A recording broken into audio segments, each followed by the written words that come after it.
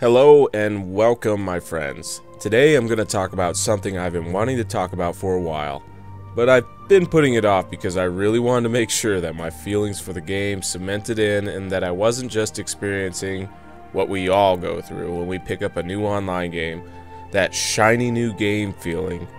This video is not going to be a traditional review, as I really don't feel like traditional reviews do certain games justice.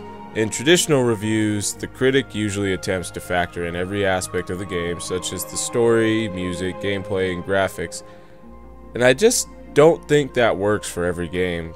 Like, let's be honest, no matter how good the story and graphics are, it's ultimately the way the game plays itself and the quality of the content available that is going to determine whether or not you enjoy a game intended to consume hundreds of hours of your life, such as Final Fantasy XIV or Realm Reborn.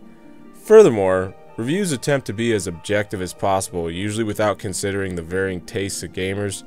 This video will help you figure out if Final Fantasy XIV is worth your time and your money, whether you're an MMORPG veteran or completely new to the genre.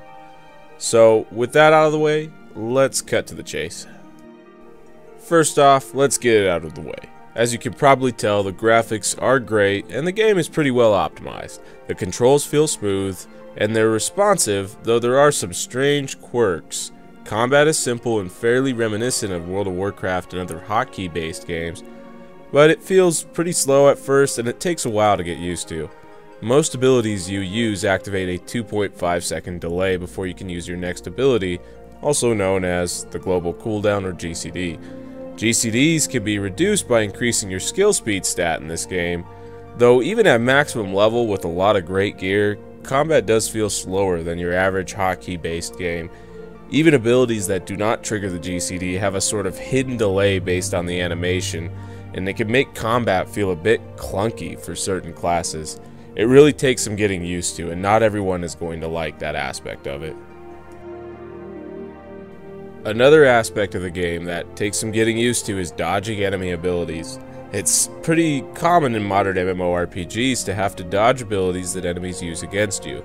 In Final Fantasy XIV, a red zone on the ground is displayed to help you avoid these abilities. This sounds nice, but there is a catch. In order to compensate for latency, you must get out of the red zone well before the actual ability's animation happens. So if a big dragon is charging up a breath and you move really far away from it, you'll still get incinerated if you weren't out of that red zone before it went away. It's based on when the enemy finishes casting the ability. So if the animation is really long, such as a giant winding up his huge hammer, it can look weird and even feel unfair at first, as you take damage despite being very far away from the initial impact of the ability. It's kind of frustrating and quirky at first, but you get used to it after a while, and ultimately it won't be a deciding factor for whether or not you enjoy the game. You'll adapt. One truly unfortunate aspect of Final Fantasy XIV is that the game does not provide a seamless world. The world is made up of areas connected by load screens, and while the world isn't particularly small, it also isn't very large. The areas are varied, but I feel like the load screens are a huge step back.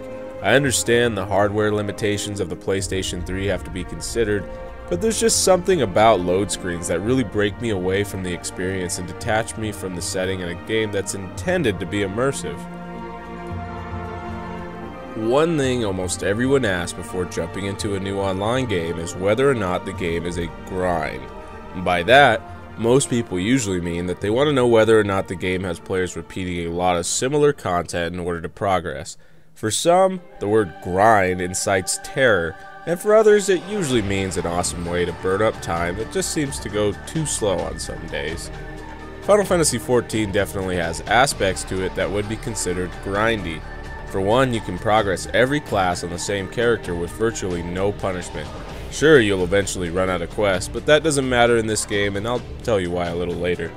Being able to essentially beat everything on one character is pretty amazing, and the game rewards you for stacking everything on one character by allowing you to select abilities from other classes that you've leveled up and using them on your main classes or whatever classes you're playing at the time. You also get a 50% experience point bonus for every class you level after your first. So if you level Conjurer to 30, you will receive 50% bonus experience on every class you level below 30. If you level a class to maximum level, which is currently 50, you will receive a 50% bonus on every class you level from then on. As the game rewards and encourages you to level other classes, it soon becomes apparent that it is absolutely necessary to level other classes in order to maximize the effectiveness of your character, even if you only want to focus on one class. In order to unlock jobs, which are basically specializations for your classes, you must level multiple classes that relate to that job. Let's look at the Paladin job, for example. To become a Paladin, you must level Gladiator to 30 and Conjurer to 15. After that, you can become a Paladin. Paladin is a specialization for Gladiators, so earning experience points progresses Gladiator, but it does not progress Conjurer. So as you progress Paladin, you actually end up progressing Gladiator. You'll eventually reach maximum level and realize quickly how awesome it is to be able to cast Conjure spells like Cure and Protect. Unfortunately, you won't be able to cast more Conjurer spells as a Paladin unless you level up Conjurer some more. So you switch back to Conjurer and level it all the way up to 34 in order to learn all the useful spells like Stone Skin and Raise. But wait, there's more! As a Paladin, you can also use specific abilities from Marauder. You are not required to level Marauder up in order to become a Paladin, so you'll have to head to the Marauders Guild, pick up a level 1 axe, and start chopping away at enemies in order to progress Marauder and unlock awesome abilities such as Bloodbath and Foresight, which ultimately make you a better tank and a better Paladin. You might as well level Marauder up to 34 in order to get the Execute ability that heals you when you kill an enemy with it. Whew, so you're all done, right? Yep. After all that leveling, you now have unlocked all the useful abilities for Paladin and can effectively be an amazing Warrior of Light. But you know, you leveled Conjure up to 34, it's only 16 levels away from max level. You may as well level Arcanist to 15 so you can become a White Mage, and then level Thaumaturge to 34 so you can have that amazing Swift Cast ability. It's an endless cycle. It goes on and on and on with this game. By the time it's all said and done, you'll probably eventually want to level every class in the game to maximum level. Final Fantasy XIV is devious in its ways to keep players constantly grinding out those level ups. Eventually, the iconic Final Fantasy victory fanfare becomes ingrained into your mind. It reminds you of how much of your life you have given away to this digital world Square Enix has crafted. In the game's defense, the pace at which you gain experience points for leveling up is moderately fast, and most players will reach 50 on at least one class after a few weeks of casual play. After that, preceding classes take even less time thanks to the 50% experience point bonus, and the first time you level up a class to 50, you'll be provided with fun and engaging story quests that force you to diversify your leveling experience by making you traverse dungeons and explore the entire world. You'll also stumble across tons of optional quests that, while not particularly interesting, are easy and consistent sources of experience points. There are even guild hests that reward quite a bit of experience points for completing them the first time. They're almost like tutorials that teach you how to handle various situations and raids and dungeons.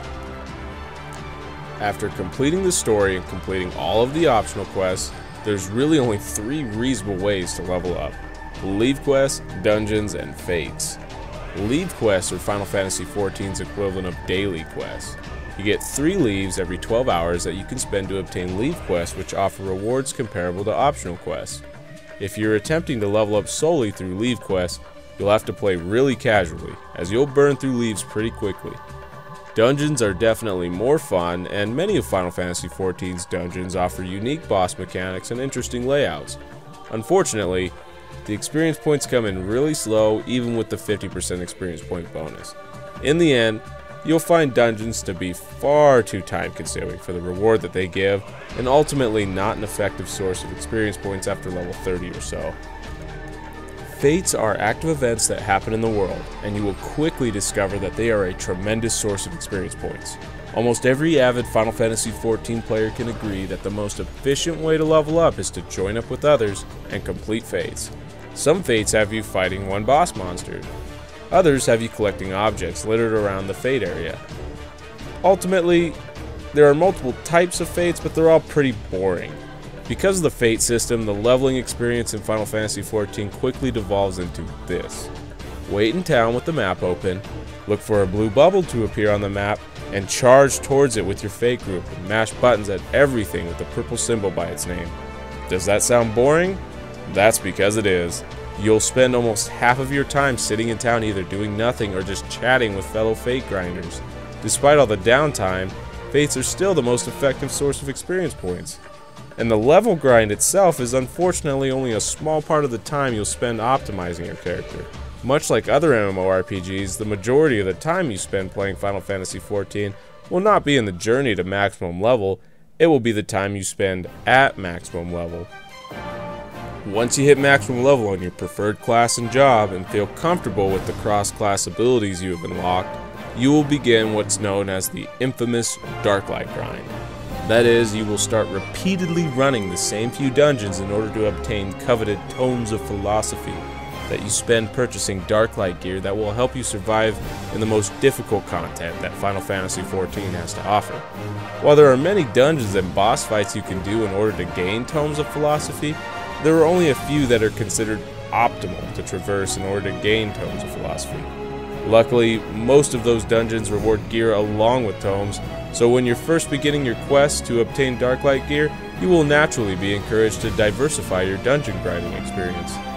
Despite this, plan to spend dozens and dozens of hours before you appropriately are decked out in Darklight gear, especially if it's your first class. Now, if you're doing the Darklight grind for a second time, you can usually, speed run certain dungeons and find faster ways to avoid the grind or lessen the grind, but it's still ultimately going to be a grind and it's not very fun. Okay, so you spent a lot of time getting Darklight gear. What's next? Well, now it's time to gain your awesome relic weapon. This actually isn't too challenging except for one boss fight at the end of the quest chain, and ultimately I found the relic weapon quest to be fun. I think it's cool to go through this long quest chain in order to get a really awesome reward that happens to be a weapon, and the weapons look great for every class. Obtaining your relic weapon also unlocks the Binding Coil of Bahamut, where the most difficult challenges of Final Fantasy XIV await. This brings us to the next subject of the video. For those of you not familiar with MMO terms, raids are essentially dungeons intended to be tackled by large groups of players. Final Fantasy XIV offers an assortment of raid content for all level of play, and some of it is pretty fun. The story itself introduces you to 3 8-man raid sections, one of which is a simple boss fight with no reward, and the other 2 are full-on dungeons with multiple boss fights. After completing the story, you will unlock hard modes of bosses that you fought originally with the 4-man team while doing the story. These hard modes upgrade the group size to 8 and provide far more challenge than their storyline counterparts. Unfortunately, the rewards for this content are pretty quickly obtained, and other than farming the 2 storyline raid dungeons for tomes of philosophy, you won't find a lot of reason to return to the majority of the 8-man content that Final Fantasy XIV provides. You can do the hard mode fights and storyline raids unlimitedly, so getting what you need from them does not take very long unless you are really unlucky. Furthermore, the hard mode fights only drop weapons, which are not nearly as good as the relic weapon you'll eventually get. Final Fantasy XIV's real raid content lies in the Binding Coil of Bahamut, which is a multi-instance 8-man raid. Yeah, 8-man. As of right now, there is no instance content that requires more than 8 players. Square Enix has stated that the next patch will release a 24-man raid known as the Crystal Tower.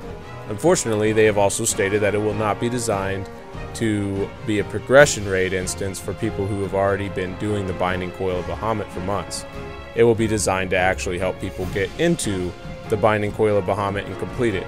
So for those of us who are already delving into the Binding Coil, there's really not much incentive to explore the Crystal Tower other than to get gear for alternate classes. Anyways, let's talk about the Binding Coil of Bahamut. How is it? Well, to put it quite bluntly, it's disappointing. Not absolutely horrendous by any means, but it's bad. Binding Coil consists of 5 separate instances known as turns. The first turn makes Binding Coil seem promising. It begins with some cutscenes and a mini-boss, and after the mini-boss you traverse a very unique looking area and slay packs of monsters that bar your path. At the end you fight a snake-like boss called Caduceus. It's a pretty simple fight. Caduceus gets stronger as the fight goes on, The tiles on the ground in the arena light up, and when you stand on the lit up tiles, a slime monster spawns. When you bring the slime monster near Caduceus, he eats it and becomes weaker while gaining the health based on how much health the slime monster had left. He eventually splits into two. When one dies, the other starts becoming stronger at a frighteningly fast rate, so it becomes quite obvious that they have to be killed at the same time. Once you manage to successfully kill Caduceus, you gain 2 pieces of very powerful loot for your team. Awesome. Turn 1 isn't bad. It's a very promising start to a disappointing raid. Moving on to turn 2, you're placed in a fairly dull looking area and fight through a gauntlet of robotic sphere mini-bosses that require 2 tank characters sharing aggro. As the mini-bosses place a damage increasing debuff every 10 seconds or so on their primary target, the tanks have to switch who is main tanking the bosses. There are multiple paths, with each mini-boss having subtle differences. Depending on the path you take, the boss at the end will have slightly different abilities. The main mechanic of the large spherical boss at the end is known as Allagan Rot. Allagan Rot slowly ticks down on whoever has it. If the timer hits 0, the entire group is killed instantly. Allagan Rot can be passed to another player by having the infected player run over another player, which resets the timer. All the while, you're dodging lasers and interrupting the boss's devastating high voltage attack. It's a fun and frantic fight, though it can be annoying to progress and learn since you have to fight through the gauntlet of mini-bosses every single time. Oh, and did I mention there's a timer? If you're too slow, the room sparks with electricity and slowly kills everyone. If you succeed in this fight, you get 2 pieces of pretty powerful gear. Not bad. Turn 3 is more of a joke than anything. You bounce around on platforms, running past enemies or killing them, whichever your group prefers. No loot is rewarded, and ultimately, turn 3 is just there to waste your time. It certainly looks cool though, I'll give it that, but I wish there was an actual boss fight or some sort of challenge involved. It just seems like it's there to be there, and it should have been part of another turn rather than a turn in and of itself. Turn 4 is known as the Elevator Gauntlet. Touching the big pretty button activates the elevator, which begins the fight. It essentially is a mess of mechanical monsters that constantly assault your team. It's actually pretty challenging and really pushes your team to the limit. For your efforts, you're awarded 2 pieces of awesome gear. Not bad, so we're up to 6 pieces of gear so far. For 8 players being in the raid, that means, on average, almost everyone's going to get a piece of gear so far. Alright. Turn 5 is kind of an enigma. At the time of this recording, only a handful of people in the world have managed to complete this turn. Turn 5 consists of one boss known as Quintania, who is incredibly difficult. I honestly couldn't tell you much about it other than most players who have attempted it complain about it being buggy and unfair. And that, my friends, is pretty much Final Fantasy XIV's progression raid content at this point. Square Enix has stated that they will add more turns to the Binding Coil of Bahamut, but they have not given us an estimated release date on that content. At this point, it seems Binding Coil of Bahamut will remain the go-to raid for hardcore players for at least a few more months. As of right now, Square Enix hasn't confirmed whether or not they will provide hardcore 24-man content. As you could imagine from my description so far, raiding in Final Fantasy XIV is in sort of a bleak state at the moment. Despite that, there's still plenty of stuff to keep you interested in the game for a long period of time. Crafting and gathering is actually pretty fun, and it's much more engaging than the average MMO. Instead of selecting recipes or clicking on nodes, you actually use abilities that greatly influence your chances of success. There are plenty of crafting classes to level, though I do think that right now it feels a bit unrewarding to level up a crafting class to max level. Don't get me wrong, the crafters are necessary for certain parts of the game, but it feels like it's more effective to just give a crafter a tip and have them do the work, rather than get your own hands dirty. Currently, there is no player versus player content in the game. You cannot even challenge another player to a duel. Square Enix plans to add an arena that players can brutally murder each other in next patch. Otherwise, though, they have not divulged their future plans for PvP, and to be honest, I really don't think they're going to do much with PvP in this game. Final Fantasy XI never really was about PvP, and I think that Final Fantasy XIV is going to follow that same path. Most people who pick up this game are probably going to pick it up for the Final Fantasy content. They're already fans of Final Fantasy, and Final Fantasy never really has been a competitive franchise. There are very few multiplayer elements in the series other than the 2 MMORPGs, and I don't think that PvP will ever really be an emphasis for anyone in this game. Furthermore, I just don't think the combat system supports it very well. The GCD is too long, and I feel like the combat system, while not bad, it's just a little too clunky to have smooth PvP. I don't even think PvP works that well in other hotkey-based MMOs, but obviously games like World of Warcraft made it work, and PvP was a huge hit in that game. I don't think Final Fantasy XIV is going to be even close to that level of quality, though, when it comes to PvP. But it'll be there as a fun diversion. Square Enix also has plans to add player housing in the next patch, along with more dungeons and another primal boss fight. More difficulty modes for current content is also planned to release with the next patch. Patch 2.1 is currently slated to come out sometime in December, but originally it was November, and I foresee possibly another delay happening. If it doesn't happen, cool. There's enough content in the game, I think, to keep people busy for at least a couple more months, but we really need patch 2.1 pretty soon, if only to make the initial endgame grind a little bit more diverse. In the end, I think that Final Fantasy XIV is a pretty good game. I think that it has kind of miffed its hardcore player base by not providing enough hardcore raiding content. I think that it's important that they jump on that soon, because whether or not you're actually into hardcore content, I think deep down inside, we all want the option. We all want that carrot on a stick to chase, knowing that there's something beyond what we've already seen and experienced, and knowing that if we ever do sink a lot of time into the game, that this content will be available to do, and we'll get this cool gear that we see other people walking around in that spend all day playing the game. It's something that most MMOs do have, and I'm really sad that Final Fantasy XIV doesn't provide much of that. But for a casual player right now, the game is in a great state. There's a lot to do for a casual player. The world isn't too big or too small, and the story's pretty good, the music's pretty good, the graphics pretty good. It really does most things right with a game. It's very polished, it's very smooth feeling, and other than that lack of hardcore raid content, I think the game right now is fine. Once they add more hardcore raid content, it'll be more than fine. It'll be a great game. There's a few other things I could maybe see them fixing, but otherwise, more classes, more raid content, and this game will be a success. It will be around for a while, if only because there's really not very many other options for console players, and there's the PS4 version coming out very, very early into the system's life cycle. Free upgrade for PS3 players, from what I understand. There's just not a lot of games on the consoles that are like this, and while I would never play the console version over the PC version that you see me playing now, I think that the option is there.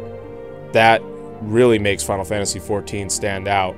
And while I don't think that the console versions are necessarily going to be bigger than the PC versions, I think that's where this game is going to find a lot of its niche in, is the fact that it's a console MMO. Ultimately, you should pick up Final Fantasy XIV if you're a casual player or you're a hardcore player who wants something to do on the side while not playing their other game, while waiting for raid in World of Warcraft or Rift. If you want a game solely to dedicate to, like hundreds of hours a month, and you want to bash your head against the wall on difficult content, then you should avoid this for now, but keep it on your radar, keep checking it out, keep seeing what they add. I really want them to add some 24-man progression raid content. Other than that, I'm pretty happy with the game, and I think you will be too if you pick it up. The combat system takes some getting used to, but otherwise, it's a fun, polished, smooth game. Check out Final Fantasy XIV or Realm Reborn. If you're a current Final Fantasy XIV player and you have anything to add or something you disagree with, please comment, please let me know. I enjoy criticism. I want to see what other people think. That's why I like the internet so much, is I get to see everyone's different viewpoints. Let me know what you think. If this video helped you in any way, let me know, and let me know how it helped you so I can use that knowledge for future videos. And if you liked it, hit that like button. And if you liked it a lot, maybe hit that subscribe button if you haven't already. I really appreciate it if you do. As always, thanks for watching. Have a great day.